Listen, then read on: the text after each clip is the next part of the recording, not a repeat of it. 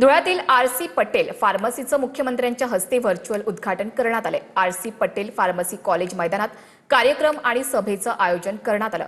विलेपार्ले केळवणी मंडळ संचलित विविध शैक्षणिक संस्था आणि औद्योगिक उपक्रमांचंही यावेळी उद्घाटन आणि भूमिपूजन करण्यात आले। धुळ्यातील आर.सी. पटेल फार्मसीचं मुख्यमंत्र्यांच्या हस्ते व्हर्च्युअल उद्घाटन पार पडले। विलेपार्ले केळवणी मंडळ संचलित विविध शैक्षणिक संस्था आणि औद्योगिक उपक्रमांचंही यावेळी उद्घाटन आणि भूमिपूजन करण्यात आले।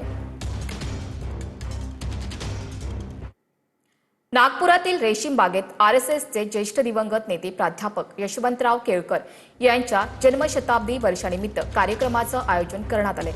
अखिल भारतीय विद्यार्थी परिषदेनं आयोजित केलेल्या प्रिय यशवंतराव या कार्यक्रमाला सरसंघचालक मोहन भागवत यांनी हजेरी लावली। भागवत यांच्यासह केंद्रीय मंत्री नितीन गडकरी हे देखील कार्यक्रमाला उपस्थित होते।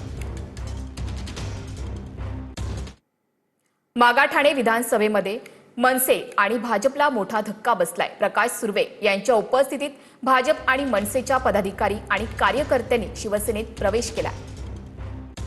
मागाठाणे विधानसभेतील भाजप आणि मनसेच्या पदाधिकाऱ्यांनी भाजपात प्रवेश केलाय। प्रकाश सुर्वे यांच्या उपस्थितीत हा पक्ष प्रवेश पार पडलाय।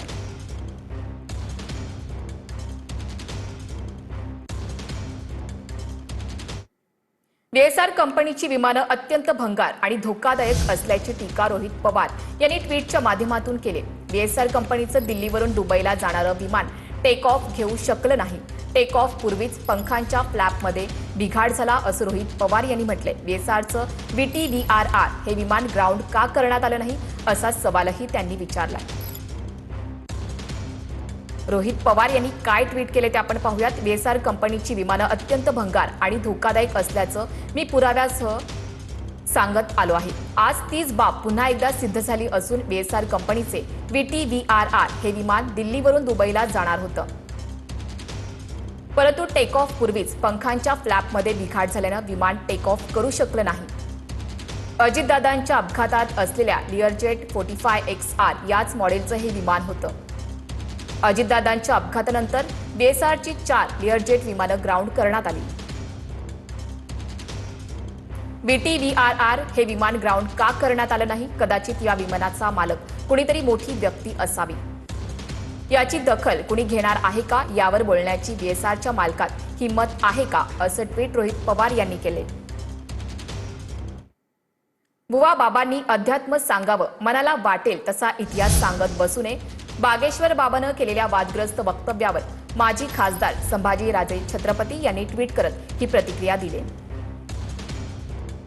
त्यांनी काय ट्विट केले ते आपण पाहूयात। बुवा बाबांनी अध्यात्म सांगावे, मनाला वाटेल तसा इतिहास सांगत बसू नये। हिंदू धर्माच्या अध्यात्माची आणि इतिहासाची उंची अत्युच्च आहे। त्याची वाटेल तशी आणि चुकीच्या पद्धतीची सरमिसळ करून अध्यात्माची आणि इतिहासाची अवहेलना करू नये, असं ट्विट संभाजीराजे छत्रपती यांनी केले। पुण्यात बागेश्वर बाबाविरोधात शिवप्रेमी आक्रमक झाले। लाल महालासमोर आंदोलन करण्यात आले। बागेश्वर बाबानं शिवरायांबाबत केलेल्या वक्तव्याच्या निषेधात शिवप्रेमींनी आंदोलन केले। पुण्यातील लाल महालासमोर बागेश्वर बाबाविरोधात शिवप्रेमींनी आंदोलन केलं आहे। छत्रपती शिवाजी महाराज यांच्याबद्दल केलेल्या आक्षेपार्ह वक्तव्याविरोधात हे आंदोलन करण्यात आले।